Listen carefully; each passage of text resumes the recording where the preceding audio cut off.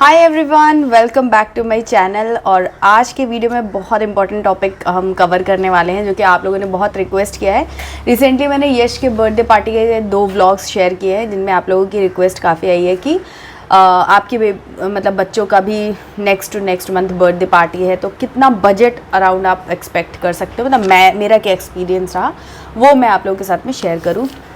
तो मैंने यहाँ पर एक लिस्ट बना ली है जिसमें कि सारी चीज़ें मैंने पॉइंट कर लिए। 8 पॉइंट्स टोटल मैंने बनाए हैं जो मैं आपको कुछ भी मिस ना हो उस हिसाब से बताऊंगी। तो यहाँ पहले एक डिस्क्लेमर मैं आपको दे दूँ कि मैं आपको एग्जैक्ट अपना प्राइस नहीं बताने वाली हूँ क्योंकि वो थोड़ा सा सही नहीं लगता है, लेकिन मैं आपको एक रेंज बताऊँगी कि इतने से इतने तक आप एक्सपेक्ट कर सकते हो, क्योंकि हर एक बंदे का अलग अलग रहता है ना, अलग अलग फोटोग्राफर है तो उनका प्राइस थोड़ा अलग अलग रहेगा। बट एक रेंज आपको थोड़ा सा रफ आइडिया मिल जाएगा, उसमें थोड़ा बहुत 10% प्लस माइनस आप कर सकते हो। दूसरी चीज़ कि मैं सिटी में नहीं रहती हूँ, प्रॉपर सिटी में नहीं रहती हूँ, तो कोई भी चीज़ सिटी में जब आप लेते हो तो उसके रेंज, उसका प्राइस थोड़ा सा बढ़ जाता है और फैसिलिटी भी थोड़ी बढ़ जाती है, ऑप्शंस भी बहुत सारे बढ़ जाते हैं। बट मैं जहाँ रहती हूँ वहाँ पर ऑप्शंस बहुत ही लिमिटेड हैं और उसी हिसाब से प्राइसिंग और उसी हिसाब से फैसिलिटी या जो भी बोल सकती हूँ कि मेरे को ये फ़ीचर वो फ़ीचर जो भी है वो लिमिटेड ही है, ज़्यादा कुछ मेरे को नहीं मिलेगा। तो ये सारी चीज़ें, क्योंकि मैं छोटी सी जगह, मतलब विलेज, मैं जहाँ रहती हूँ वो तो विलेज है, बट ये सारी जो अरेंजमेंट्स हमने किए थे वो प्रॉपर विलेज नहीं है, डिस्ट्रिक्ट ही है, बट छोटा प्लेस है, बहुत ज़्यादा सिटी जैसा बड़ा सा और बहुत सारी पब्लिक यहाँ रहती है वैसा ये प्लेस नहीं है। तो अब सबसे पहले हम लोगों ने क्या किया था कि एक रफ़ गेस्ट लिस्ट तैयार की थी। ये मैं आपको ज़रूर बोलूँगी कि कभी भी आप बर्थडे पार्टी कर रहे हो तो एक रफ़ गेस्ट लिस्ट पहले तैयार कर लो, जिससे कि आपको वेन्यू डिसाइड करने में हेल्प मिलेगी। तो हमने एक्चुअली, हमारे नज़र में 3-4 वेन्यू थे। सबसे पहला वेन्यू जो था वो हम जहाँ टाउनशिप में रहते हैं, तो टाउनशिप में ही एक कम्युनिटी सेंटर करके एक प्लेस होती है जहाँ पर शादी तक इवेंट्स जो है वो यहीं होते हैं, क्योंकि टाउनशिप में जो भी गैदरिंग या जो भी प्रोग्राम्स किसी को करने हैं वो वहाँ पर करते हैं। तो उसके अंदर आपको बहुत बड़ा सा गार्डन मिलता है और बहुत बड़ा सा एक हॉल, जैसे काफ़ी बड़ा, मतलब शादी वगैरह के लिए भी वही यूज़ होता है। तो वहाँ पर बहुत अच्छे से आपको जो जो चीज़ें लगानी हो वो आप वहाँ पर लगा सकते हो, कर सकते हो, डेकोरेशन जैसा चाहिए, मतलब काफ़ी स्पेस है। तो नंबर ऑफ़ गेस्ट की कोई लिमिटेशन नहीं होती है, बाकी किसी भी चीज़ की कोई लिमिटेशन नहीं होती है। लेकिन क्योंकि अभी यश के टाइम पर मैरिज सीजन चल रहा है, शादी वादी के लिए वो बुक था, जो हमारी डेट थी उसमें, मतलब 20 को बर्थडे था तो 19 से 22 तक ऐसा कुछ बुकिंग थी ऑलरेडी। तो वो वेन्यू हमको ड्रॉप करना पड़ा, अदरवाइज़ हमारा प्लान वहीं पे करना था, क्योंकि हमारे पास और भी बहुत सारे आइडियाज़ थे जो हम एग्जीक्यूट नहीं कर पाए क्योंकि हमारे पास स्पेस नहीं थी उतनी। तो हमने पहले एक गेस्ट लिस्ट तैयार की जिसमें बहुत सारे लोग हमारे गेस्ट थे, क्योंकि हम ऐसी जगह पर पार्टी इसीलिए करने वाले थे। बट क्योंकि अब हमें ये जगह नहीं मिल रही थी, हमें दूसरा वेन्यू डिसाइड करना था, तो वहाँ पर जो लिमिटेशन है गेस्ट की वो एक लिमिट में आ जाता है। तो हम लोगों की कोशिश ये थी कि कोई हॉल, बैंकेट हॉल, इस टाइप की प्लेस मिल जाए। रेस्टोरेंट में करने में क्या है कि बहुत ही ज़्यादा लिमिटेशन हो जाती है नंबर ऑफ़ गेस्ट की भी, प्लस हम कुछ और उसमें गेम्स, डीजे ये सब नहीं अरेंज कर सकते हैं। तो हमारी प्रायोरिटी यही थी। तो हमें 2 वेन्यू ऐसे मिले जहाँ पर हमको एक जगह तो बैंकेट हॉल मिल रहा था, सिर्फ उसके अंदर डेकोरेशन आपको कराना है और खाना पीने का अरेंजमेंट आपको खुद कराना है, केटरिंग वगैरह, तो वो था एक हॉल। और एक हमने जहाँ पर किया वो एक रेस्टोरेंट था, जो कि उन्होंने पूरा रेस्टोरेंट ही हमको एज अ हॉल दे दिया था, प्लस उनका जो कॉरिडोर एरिया था वो भी उन्होंने हमको दे दिया था। तो वो हमको बहुत ज़्यादा अच्छा पड़ा, क्योंकि हमें केटरिंग कहीं और से नहीं करानी थी, उनके पास रेस्टोरेंट है तो किचन वगैरह सब रहता ही है, तो आराम से तुरंत खाना गरम गरम बन के गरम गरम सर्व हो सकता था। तो हमने वो ऑप्शन चूज़ किया, प्लस जगह भी काफ़ी अच्छी हो गई थी। तो हमें फिर भी, हम जितना हमने सोचा था उतने गेस्ट तो हम नहीं बुला पाए, बट जितने भी हैं वो हम मतलब हम जो कट शॉर्ट कर सकते थे, तो तब भी काफ़ी अच्छे अमाउंट में हमारे गेस्ट लिस्ट जो हमारी थी वो हमने रिड्यूस कर ली थी, और फिर काफ़ी सारे गेस्ट तब भी आ ही गए थे। तो ये चीज़ हो गई। तो अब मैं आपको बताती हूँ वेन्यू आपको बुक करना है। तो वेन्यू अगर आप, जैसे मैंने किया, रेस्टोरेंट बुक करते हैं और वहाँ पर प्लेट सिस्टम चलता है, तो वहाँ पर आपको अलग से चार्जेस नहीं देना है। अगर आप हॉल, बैंकेट हॉल या कोई गार्डन बुक कर रहे हो, अगर आपके गेस्ट ज़्यादा हैं तो आपको बैंकेट हॉल का एक अलग चार्ज देना रहता है।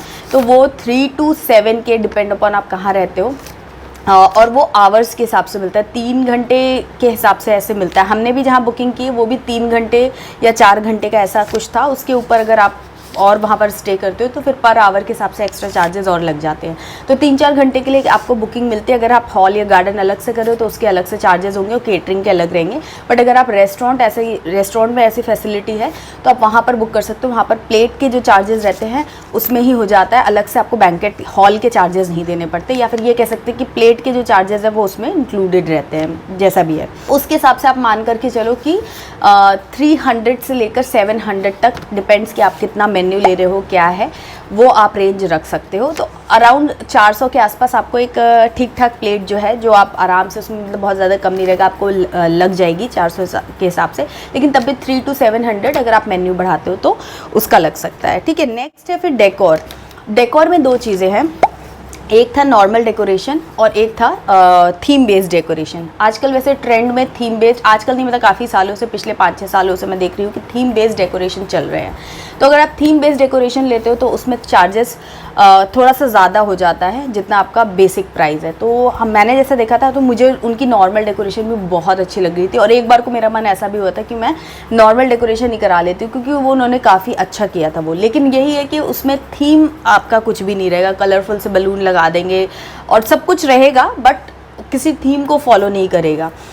तो डेकोरेशन अगर आपका बजट कम है तो आप नॉर्मल डेकोरेशन पे भी आप जा सकते हो। एक बार ज़रूर उसको देखना और उस पर थोड़ा बात करने की कोशिश करिए कि थोड़ा बहुत उसमें क्या चेंजेस कर सकते हैं। वो कुछ चीज़ कम हो तो आप थोड़ा एडिशनल करवा सकते हो कि स्टेज थोड़ा सा और अच्छे से एक्स्ट्रा बलून लगा दीजिए, कारपेट थोड़ा सा अलग सा कर दीजिए, इस टाइप की चीज़ें आप डील कर सकते हो। तो वो प्राइस काफ़ी कम पड़ जाता है।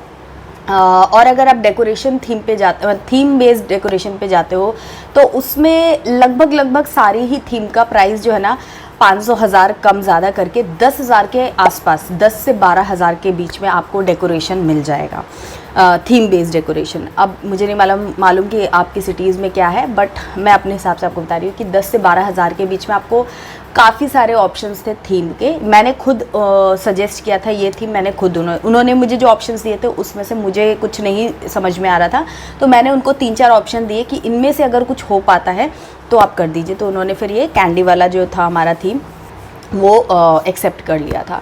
तो एक चीज़ और भी है, सजेशन दूँगी कि जो थीम वो लोग आपको एक्सेप्ट करके देंगे, आपको बोलेंगे कि हाँ ऐसा हो सकता है, वही थीम आप लीजिएगा। ऐसे ज़बरदस्ती उनके ऊपर इम्पोज मत कीजिएगा, अदरवाइज़ पैसे भी लग जाएंगे और उतना अच्छा रिजल्ट नहीं आएगा। क्योंकि अगर उनके पास वो चीज़ें हैं ही नहीं और लास्ट मोमेंट पे आप उनको कुछ सजेस्ट नहीं कर सकते हो कि यार ये ऐसा क्यों है, वो वैसा क्यों, सिर्फ आपका मूड ही स्पॉइल होगा। तो इसीलिए जो आप उनसे डिस्कस ज़रूर करो, बट आप देखो कि वो जिसमें कंफर्टेबली वो आउटपुट आपको अच्छा सा दे सकते हैं, तो उसके साथ में आप जाइए ताकि आपके पैसे वेस्ट ना हो। और अगर आपका बजट ज़्यादा नहीं है तो आप 5-6 हज़ार में बेसिक डेकोरेशन भी काफ़ी अच्छी होती है, वो भी आप करा सकते हो। क्या उसके बाद आता है म्यूज़िक सिस्टम डांस वांस के लिए। तो मेरे साथ प्रॉब्लम क्या थी कि हम, जैसे कि मैंने बताया, मेरे पास बहुत ऑप्शंस नहीं थे। तो हमारे इस एरिया में 2 या 3 डीजे वाले थे। हमें डीजे भी चाहिए था, मतलब music system for dance purpose चाहिए था, प्लस माइक चाहिए थे, क्योंकि हम लोगों ने गेम्स प्लान कर रखे थे। तो वॉइस अच्छी रहती है ना, तो इंगेजमेंट लोगों का रहता है। बट अनफॉर्चुनेटली हमको माइक नहीं मिल पाया। जो हमारे रेस्टोरेंट वाले भैया थे उनके साथ मिलकर हमने स्पीकर तो अरेंज कर लिया था, तो डांस वगैरह सब अच्छे से हो गया। लेकिन जो हमारे गेम्स थे वो मैंने ही चिल्ला कर जैसे भी बोल करके गेम खिलाया। तो मैं ये बोलूँगी कि 100% उतना इम्पैक्टफुल तो नहीं रहा, लेकिन तब भी काफ़ी, क्योंकि मेरी आवाज़ थोड़ी तेज़ है तो थोड़ा सा काम, मेरे को लगता है काम चलाऊ टाइप का काम हो गया गेम्स का। अगर माइक रहता तो बहुत ही ज़्यादा मज़ा आने वाला था। तो वो एक पॉइंट प्रॉब्लम आ गई, क्योंकि जो रेस्टोरेंट के अंदर वो जो सिस्टम रहता है उसमें माइक कनेक्ट करने का ऑप्शन नहीं था। माइक तो हमने 3 अरेंज कर लिए थे, बट वो वहाँ पर उसमें जो भी पिन वगैरह रहती है वो काम नहीं किया। तो डीजे हमारा मिस हो गया। हमने बहुत कोशिश की कि हमको कहीं डीजे वाले भैया मिल जाए जो डीजे का सिस्टम भी ले आएंगे, तो और डांस वगैरह भी इन्हेंस हो जाएगा। बट वो नहीं भी रहेगा तो चल जाता है, कोई भी गाना चलता है और हम लोग डांस तो मज़े से कर ही लेते हैं। लेकिन मेन था माइक, तो वो भी हमको मिल जाता, तो डीजे ऑप्शन नहीं था। लेकिन जो डीजे का प्राइस है वो आपको वही है कि 7-8 हज़ार से आई थिंक स्टार्ट होता है एक, मतलब वो भी घंटों के हिसाब से रहता है, 3-4 घंटों का शायद से रहता है। मेरे को ज़्यादा इसकी डिटेल नहीं, क्योंकि हमने बुक नहीं किया था, कुछ बात ही हुई थी। तो वो 7-8 हज़ार रुपये कम से कम लेते हैं। तो अगर आप वैसा करना चाहो तो वैसा कर दो। और अगर आप गेम्स वगैरह नहीं खिला रहे, आपको माइक कहीं से ऐसी अरेंज हो जाए या आपको माइक नहीं चाहिए, तो फिर आप अपना भी स्पीकर वगैरह लगा करके म्यूज़िक सिस्टम कर सकते हो, जैसे हमने किया था। बट मेरे को था कि हम लोगों को मन था कि हम डीजे कराएं, बट डीजे अवेलेबल ही नहीं था। 2-3 जो थे वो शादी के लिए बुक थे उस दिन। तो ये एक डीजे का हो गया। एंड देन फिर रिटर्न गिफ्ट्स की बात आती है कि रिटर्न गिफ्ट्स भी आजकल पार्टी में बहुत कॉमन है। तो यहाँ पर दो चीज़ें हैं कि या तो आप सारे जो बच्चे आ रहे हैं सिर्फ उनको रिटर्न गिफ्ट्स दो, जो कि काफ़ी इकोनॉमिकल हो जाता है, बहुत ही कम प्राइस में बहुत सारे अच्छे अच्छे बच्चों के लिए गिफ्ट्स मिल जाते हैं। या फिर आप अगर फर्स्ट बर्थडे है तो आप ऑप्ट कर सकते हो कि आपको फैमिली गिफ्ट अगर कुछ देना चाहते हो, तो ये आपकी पर्सनल चॉइस है। इसका कोई रेंज मैं आपको ऐसा नहीं बता सकती हूँ। हम लोगों ने फैमिली गिफ्ट प्रेफर किया था, तो एक फैमिली को एक पैकेज बना करके दिया था क्योंकि यश का फर्स्ट बर्थडे था। अगर आप चाहो तो आप बच्चों को भी दे सकते हो, और बहुत सारे ऑप्शंस आपको अमेज़ॉन पे मिल जाएंगे। मैं कुछ रिटर्न गिफ्ट्स के ऑप्शन जो है ना वो लिंक कर दूँगी, आप चेकआउट कर लेना। उसमें आपको ना, आप ये मान के चलो कि 100 रुपीज़ से स्टार्ट होता है, फिर आपकी जितनी पॉकेट हो आप उतना ले सकते हो, बट 100 रुपीज़ से स्टार्ट हो जाता है बच्चों के लिए रिटर्न गिफ्ट्स लेना। और काफ़ी अच्छे अच्छे छोटे छोटे गिफ्ट्स आ जाते हैं जो कि पॉकेट पे भी इतने हैवी नहीं रहते हैं, और बच्चों को मज़ा आता है। बच्चों को तो कुछ भी आप दे दीजिए रिटर्न गिफ्ट में, उनको बहुत अच्छा ही लगता है। तो इसलिए आप थोड़ा सा रिसर्च कीजिए, थोड़ा सा थॉट, और लोकल स्टोर्स पर भी काफ़ी अच्छा है। लोकल स्टोर से अगर आप छोटा मोटा गिफ्ट लेते हो ना, तो वो आपको पूरा पैकिंग भी करके देते हैं, तो वो चार्ज और वो मेहनत आपकी बच जाती है।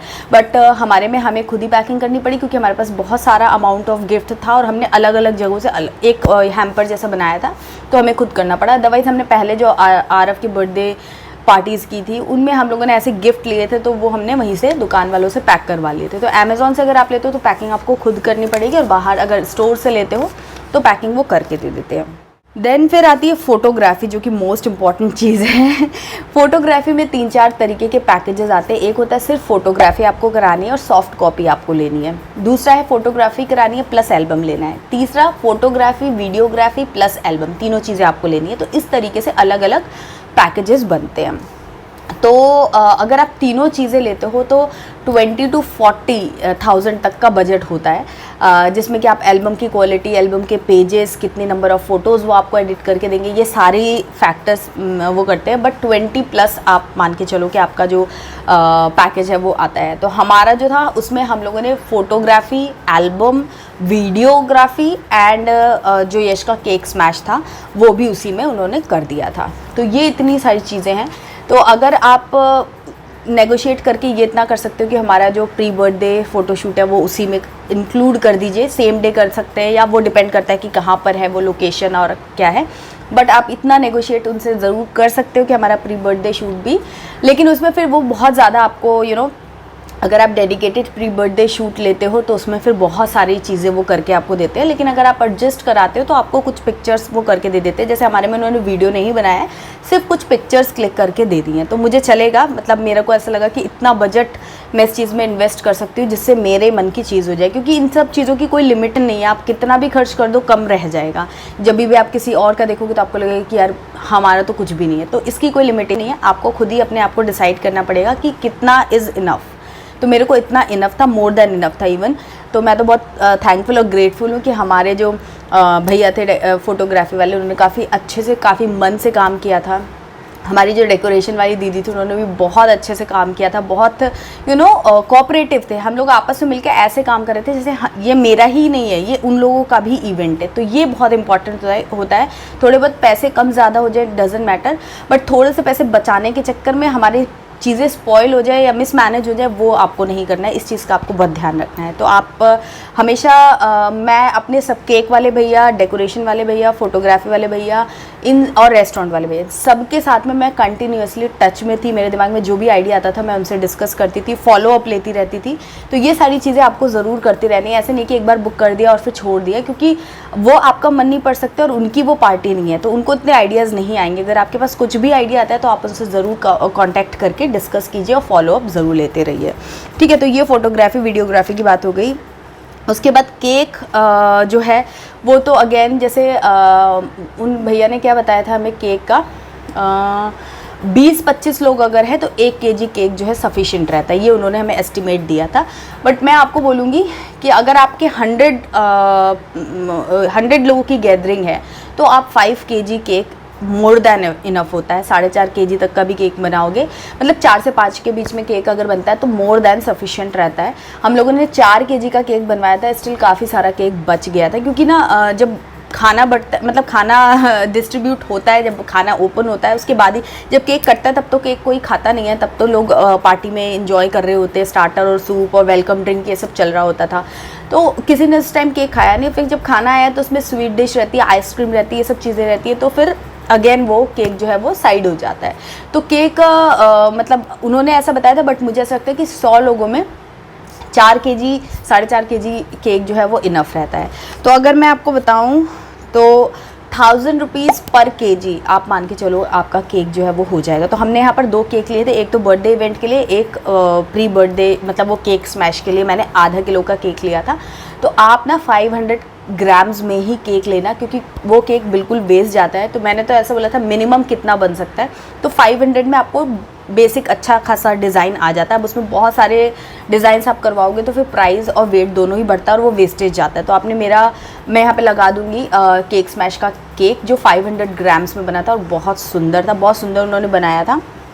तो आप उस हिसाब से देख सकते हो। तो 1000 पर केजी केक जो है ना, थीम बेस्ड केक जो रहता है, सिंपल केक की मैं बात नहीं कर रही हूँ कि ब्लैक फॉरेस्ट या बटर स्कॉच ऐसा कुछ केक ले लिया वो अलग है, लेकिन जब आप बर्थडे में बनवाते हो ना, थीम बेस्ड होता है, कुछ ना कुछ तो एटलीस्ट आप डिज़ाइन बनवाते हो। अच्छा, मेरा जो केक था वो शुगर कोटिंग वाला नहीं था, वो जो क्या बोलते हैं शुगर कोटिंग और क्या बोलते हैं उसको, जो भी होता है वो जो शीट एक आती है ना जिसके से वो डिज़ाइन करते हैं, वो याद नहीं आ रहा मुझे नाम, वो वाला केक नहीं था मेरा सिंपल क्रीम केक जिसमें वो विप्ड क्रीम लगाते हैं, वही वाले क्रीम वाला केक था, वही हम लोगों को पसंद है और बहुत टेस्टी था और उसका प्राइस थोड़ा सा कम हो जाता है। तो जो 1000 पर केजी मैंने केक बताया है ये क्रीम डिज़ाइन का बताया है। अगर आप शुगर कोटिंग वाला वो लोगे तो उसका प्राइस अराउंड 1.5K तक जा सकता है, या फिर 250-300 रुपये कम से कम और ऐड होंगे। 1300 से नीचे तो नहीं, 1300 से 1500 के पर केजी के हिसाब से शुगर कोटिंग वाला केक जाता है। तो ये डिपेंड करता है कि आपको कौन सा वाला केक चाहिए। मुझे वो शुगर कोटिंग वाला दिखने में तो ज़रूर सुंदर लगता है, बट खाने में उतना ज़्यादा मुझे मज़ा नहीं आता है, ना ही मेरे बच्चों को मज़ा आता है, क्योंकि हम लोग ऐसे कपकेक्स वगैरह मंगाए हुए हैं शुगर कोटिंग वाले, तो बच्चे निकाल के वो फेंक देते हैं। तो क्रीम केक वाला क्या है, सभी लोग खा लेते हैं और प्राइस भी, मतलब प्राइस पॉइंट तो था ही नहीं, मेन तो टेस्ट का था। उन्होंने हमको शुगर कोटिंग भी टेस्ट करवाई थी, अच्छी ठीक लग रही थी, बट इतने सारे केक में इतना सारा शुगर कोट लगता तो वो मज़ा नहीं आता हम लोगों को। तो इसलिए हम लोगों ने प्लेन क्रीम वाला ही केक, आरव की फर्स्ट बर्थडे पर भी हम लोगों ने वही करवाया था, और यश के, ये हमारी चॉइस है इसके लिए। तो आपको भी मतलब आप देख लो कि 1000 रुपीज़ से लेकर 1500 डिपेंड की कौन सा वाला आप केक ले रहे हो, और 2 लेयर केक बन जाता है आराम से। बाकी आप जो भी डिज़ाइन देना चाहो वो लोग बना ही देते हैं। अच्छा, एक क्वेश्चन, ये तो बेसिक बजट था, और एंट्री कार का जो यश की एंट्री हुई थी ना, तो उस पर कई लोगों ने पूछा था कि वो आपने ख़रीदी है या क्या रेंट पे लिया है। तो मैंने वो बिल्कुल भी नहीं खरीदी, और मैं तो किसी को सजेस्ट भी नहीं करूँगी कि इस टाइप के बड़ी बड़ी चीज़ें आप घर में ख़रीद करके रखो, उसका कोई यूज़ नहीं होता है। मैंने जितने भी लोगों को देखा है कि वो ख़रीदते हैं या उनको कोई गिफ्ट कर देता है, वो बिल्कुल भी यूज़फुल नहीं रहा है। इवन मेरे पापा भी कह रहे थे कि ये वाली कार उसको गिफ्ट कर दे क्या, मैंने कहा नहीं, जब भी मॉल वगैरह जाएंगे या कहीं भी जाएंगे मिल जाती हैं वो रेंट पे चलाने के लिए बच्चों को, तो वहाँ भले ही 5 राउंड चलवा दो उनको, लेकिन घर पर खरीद के रखने का कोई मतलब नहीं, क्योंकि वो कार आप बाहर चलवा नहीं सकते हो बच्चों को रोड पर, क्योंकि अगर जैसी वो कार निकलेगी बच्चे झगड़ा करने लग जाएंगे आसपास वाले, और वो नहीं एंजॉय कर सकते। घर में इतनी स्पेस नहीं होती कि उसको चलाया जा सके, बहुत एक्सपेंसिव आती है, बट उसका हम फुली यूज़ नहीं कर सकते। तो उसको ख़रीदने में बिल्कुल इंटरेस्टेड नहीं हूँ, और मैं किसी को रेकमेंड भी नहीं करती हूँ। लेकिन हमने क्या किया था, जहाँ पर हमारा ये वेन्यू था वहीं पर नीचे ऐसे 2-3 तरीके की कार या जो भी कुछ है वो चलाते हैं वो लोग भैया लोग। तो हमने उसी वक्त वहाँ पर, हमने पहले से कोई बुकिंग भी नहीं की थी, उसी वक्त उनसे बोला कि हमें सिर्फ आधे घंटे के लिए चाहिए, अगर आप ऊपर आकर के दे सकते हो तो अच्छा रहेगा। तो उन्होंने हमको बोला था कुछ 500 या 600 उन्होंने बोला था, हाँ 600 आधे घंटे का बोला था उन्होंने। तो हम लोगों ने 15-20 मिनट लगा रखा था, तो 300-400 रुपये उनको हमने दे दिए थे। और आपने देखा होगा कि हमने कुछ ऐसा उसको डेकोरेट वगैरह भी नहीं कराया था, क्योंकि ये वहाँ जाकर उनसे तुरंत ही बात की थी, पहले से बुकिंग का सिस्टम वहाँ पर नहीं था इसलिए। तो आप पहले से बुक भी कर सकते हो, या अगर जहाँ पे आप कर रहे हो वहाँ पर कहीं अरेंजमेंट है तो हो सकता है, अदरवाइज़ आपने कहीं जहाँ आपका वेन्यू है ना उसके आसपास कोई ऐसी जगह जहाँ पर ये गाड़ियाँ रेंट पे चलती है, तो आप उस दिन के लिए बुक कर सकते हो। तो ज़्यादा कुछ नहीं, वो आपको जैसे इवनिंग में आप 1 घंटे के लिए लोगे तो उनको ऑफ़र कर सकते हो कि भाई 500-1000 रुपये ले लो और हमारे इवेंट पे आकर के चलवा दो, वेलकम वगैरह करवा दो। तो वैसा आप कर सकते हो। बाकी फिर ख़रीदना है या नहीं वो फिर आपकी अपनी पर्सनल चॉइस है। बट हमने वो 300-400 रुपये में वो तुरंत एंट्री करा दी। पहले मेरा ऐसा प्लान था कि मैं उसको रखूँगी और बच्चे जो वहाँ पर हैं उनको चलवाऊँगी। बट जब मैंने देखा कि यश की एंट्री हो रही थी तो सारे बच्चे उस कार पर आ गए थे। और फिर क्या होता ना, अगर मैं वो कार को रखती बच्चों को चलवाने के लिए तो एक भी बच्चा चला तो पाता नहीं, लेकिन हाँ झगड़ा हो जाता, बच्चों का कोई भरोसा नहीं, मारपीट भी कर ले वो लोग, रोना धोना मचा ले। तो इसलिए फिर हमने उसको हटवा दिया। अदरवाइज़ हमारा यही प्लान था कि एंट्री के बाद वो कार वहीं रहेगी रात भर, जो भी चार्जेस लगेंगे हम दे देंगे। बट फिर वो मेरे को सही नहीं लगा तो इंस्टेंट हमने डिसाइड किया कि कार को भैया आप ले करके जाओ। तो आधा घंटे के लिए हम बात करके लाए थे, बट हमने आधे घंटे भी नहीं रखा क्योंकि एंट्री के बाद तुरंत सारे बच्चे वहीं पर थे कि हमको बैठना है, हमको बैठना है। तो इसीलिए कोई प्रॉब्लम ना हो तो हमने हटा दिया था। उसके अलावा हमारा बहुत मन था कि हम वो जो जंपिंग मिक्की माउस बना रहता है, जंप करते रहते हैं बच्चे, उसको क्या बोलते हैं मुझे नाम नहीं पता है, वो भी हमारा रखने का बहुत मन था। हमने मतलब काफ़ी पहले से सोच रखा था। हमने इवन एक जगह बात भी कर रखी थी, लेकिन वो अगर हम यहाँ जो हमारा वेन्यू लोकल हमारे घर के कैंपस में जो है वहाँ अगर होता तो डेफिनेटली बहुत स्पेस थी, हम वो भी करवाने का हमारा बहुत मन था। बट जहाँ हमने अभी पार्टी की वहाँ पर इतना स्पेस नहीं था कि वो मिक्की माउस वाला वो जो भी कुछ है वो हम लगवा सके। तो ऐसे फिर वेरिएशंस आप बहुत सारे कर सकते हो, लेकिन मैं आपको ये सारी चीज़ें जो है वाइंड अप करूँगी। पहली चीज़ कि अपना बजट पहले ज़रूर डिसाइड कीजिए, उसके हिसाब से प्रायोरिटाइज़ कीजिए कि सबसे ज़्यादा इम्पॉर्टेंट क्या क्या चीज़ें हैं। ज़्यादा लोगों को बुला करके आप मिसमैनेज करें, उससे बेहतर है कि लिमिटेड लोगों को बुलाएं और अच्छे से चीज़ों को मैनेज करें। तो अब सबसे पहला अपना बजट और गेस्ट लिस्ट, ये 2 चीज़ें तैयार कीजिए। उसके बाद बाकी की चीज़ें जो हैं वो उस हिसाब से मैनेज कीजिए। ये बिल्कुल भी ज़रूरी नहीं है कि एक व्यक्ति ने बहुत सारी चीज़ें की है तो सबको वो करना बहुत ज़रूरी है, अदरवाइज़ आपको वैलिडेशन नहीं मिलेगा। तो उसकी आपको मतलब मेरे हिसाब से ज़रूरत नहीं है। सबसे ज़्यादा इंपॉर्टेंट है कि आपका बच्चा एंजॉय करे, आप एंजॉय करें और आपके जो गेस्ट हैं वो भी अच्छे से एंजॉय करें, उनको लगे कि आपने उनका बहुत अच्छे से वेलकम किया है। बस यही होता है पार्टी का थीम। खाने में कुछ कम रहेगा, थोड़ा बहुत मेन्यू आपका कम रहेगा, इट्स ओके। अगर आपने डीजे वीजे नहीं भी रखा तो भी इट्स ओके। मेन मकसद है सब लोग आके आपके बच्चे को ब्लेसिंग दें और आप उनको मतलब अच्छे से वेलकम कर पाओ। और एक चीज़ मैं आपको बोलूँगी कि जब भी बच्चों का बर्थडे प्लान करें तो मेक श्योर कि पूरे दिन जो है ना वो बच्चों का रूटीन थोड़ा सा ऐसा रहे कि रेस्ट रेस्ट रेस्ट, बहुत ज़्यादा बच्चे थके नहीं। बहुत ज़्यादा मैं आपको मतलब ग्रेटफुल इस चीज़ के लिए आपको बताती हूँ कि यश के बर्थडे पे यश आपने देखा है कि पूरे दिन दौड़ता भागता रहता है, कभी भी गोद में या कहीं भी उसको बांध के नहीं रख सकते हैं। स्टिल वो बच्चा, बर्थडे उसका स्टार्ट हुआ है मेरे ख्याल से हमने उसे 5 बजे उठा दिया था, शायद 5-5:30 बजे मैं आई थी, हाँ 5:30 बजे मैंने उसे उठाया था। तब से लेकर रात में 12:30 बजे तक वो बच्चा वहाँ जगा रहा, बिल्कुल भी उसकी एक बार रोने की आवाज़ नहीं हुई। नॉर्मली बच्चे अपने फर्स्ट बर्थडे पे रोते, मैंने देखा है, रोते हैं मीन्स परेशान हो जाते हैं इसलिए रोते हैं।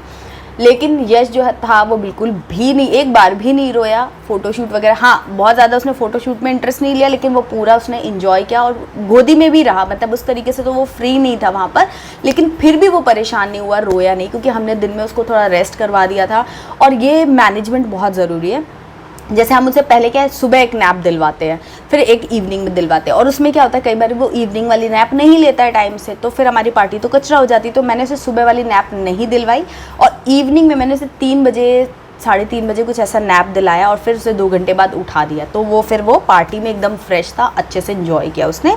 और दूसरी चीज़ कि मैंने ना बहुत ज़्यादा उसको किसी भी चीज़ के लिए फोर्स नहीं किया। लाइक फ़ोटोशूट भी था तो मैंने उसको बैठा दिया और भैया को बोल दिया जैसी फ़ोटो आए आप निकाल दो। मेरा कोई ऐसा ड्रीम नहीं है कि उसकी ऐसी वैसी ये वो कोई भी फ़ोटो चाहिए मुझे, अच्छे कुछ फ़ोटोज़ निकल जाए, बस मेमोरी बन जाए, और कुछ मुझे नहीं चाहिए। तो मैंने उसको फ्री छोड़ दिया था।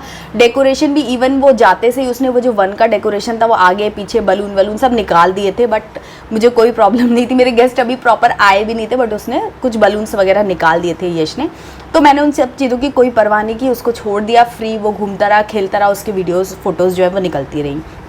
और उसके अलावा मैंने जब केक वगैरह कट किया तभी भी मैंने आरव से सारे केक कटवाए, क्योंकि आरव उसका बड़ा भैया है तो ये उसकी जिम्मेदारी है कि अपने छोटे भाई की वो हेल्प करे। तो इस पॉइंट से मैंने आरव को अथॉरिटी इस चीज़ों की दे रखी थी कि तुम भैया हो तो ये सब चीज़ें तुम्हें मैनेज करनी है। तो वो केक कटिंग करना ये सब वो कर रहा था, मैंने उस बस गोदी में ले रखा था। मुझे याद है आरव के टाइम पर हमने आरव को भी कि आरव का हाथ लगना चाहिए, मतलब इन सब चीज़ों का कोई सिग्निफिकेंस नहीं है, बट हमारा भी फर्स्ट एक्सपीरियंस था तो हमें था कि आरव भी हाथ लगाए और करे। उस चक्कर में क्या होता है ना, बहुत भीड़ होती है, एकदम से सब लोग क्लैप करते हैं, शोर होता है, और फिर बच्चे को हाथ पकड़ के उसका ऐसे करो तो उसे ज़बरदस्ती सी फील होती है और फिर वो चिढ़ने लग जाता है। तो इसलिए इस बार मैंने पहले ही ये चीज़ क्लियर रखी थी अपने माइंड में कि केक कटिंग का काम दोनों बार, रात में भी जब हमने किया था और जब पार्टी में भी किया था, तो आरव ने ही केक कट किया था और अपने भाई को सबसे पहला बाइट खिलाया था। तो इस तरीके से हमने थोड़ा सा लिबरल होकर के सोचा और उसके मतलब नतीजा जो यही था कि यश जो है वो काफ़ी अच्छे से उसने इन्जॉय किया, हम सब ने इवन इन्जॉय किया। वो रोया नहीं है इस चीज़ का, हम लोग को ताज्जुब भी हो रहा था कि जो बच्चा बिल्कुल भी बंद करके नहीं रहता, पूरे टाइम फ्री होके घूमता रहता है, उसको हमने गोदी में ही रखा हुआ था ज़्यादातर टाइम, फिर भी वो खुश रहा। अच्छा वो चलता भी है, लेकिन आपने देखा कि उस दिन वो पार्टी में नहीं चल रहा था, तो मैंने उसको फोर्स नहीं किया कि तुमको चलना है चलना है चलना है, क्योंकि मुझे मालूम है यार ये सब चीज़ें कोई मैटर नहीं करती है। अननेसेसरी मैं उसको, मतलब वीडियोज़ वगैरह बन रहे थे तो होता है ना कि वो चले और मैं उसका वीडियो निकालूँ, ये सब चीज़ें मन में आती हैं ऑफकोर्स, बट मेरा बहुत अच्छे से क्लियरली ये चीज़ डिसाइड किया हुआ था मैंने कि मैं उसको किसी चीज़ के लिए फ़ोर्स नहीं करने वाली हूँ। जो भी आएगा ना, जितना आएगा वो बहुत ही अच्छा आना चाहिए। कोई भी चीज़ किसी को भी फोर्स करके मैं नहीं कराना, ना मैं खुद को फोर्स करना चाहती थी, ना ही मैं किसी और को फोर्स करना चाहती थी। तो इस तरीके से पार्टी प्लान कीजिए, पहले से थोड़ी सी प्लानिंग कर लीजिए और क्लियर रहिए अपने थॉट्स में कि आपको क्या करना है और क्या नहीं करना है। तो यही था आज का वीडियो। आई होप कि मैंने सारी टिप्स, ट्रिक्स, बजट, एवरीथिंग, सब कुछ जो मेरे पास था मैंने शेयर कर दिया आप लोगों के साथ में। अगर आपके कुछ भी और डाउट्स हैं, कुछ भी और क्वेश्चंस हैं, आप डेफिनेटली कमेंट बॉक्स में डालिएगा। और अगर और भी बहुत सारे क्वेश्चंस ऐसे हुए जिस पे कि एक सेपरेट वीडियो बनाना चाहिए, तो मैं एक और सेपरेट वीडियो बना दूंगी। और ये वीडियो अगर आपको पसंद आया तो प्लीज़ लाइक ज़रूर कीजिएगा और कॉमेंट करके मुझे ज़रूर बताइएगा कि आपके बच्चों का बर्थडे कब है। और चैनल को सब्सक्राइब कर लीजिए, इसी तरीके के और भी इंटरेस्टिंग वीडियोस मैं शेयर करती रहती हूँ, तो आपके काम आएंगे, आपको मज़ा आएगा।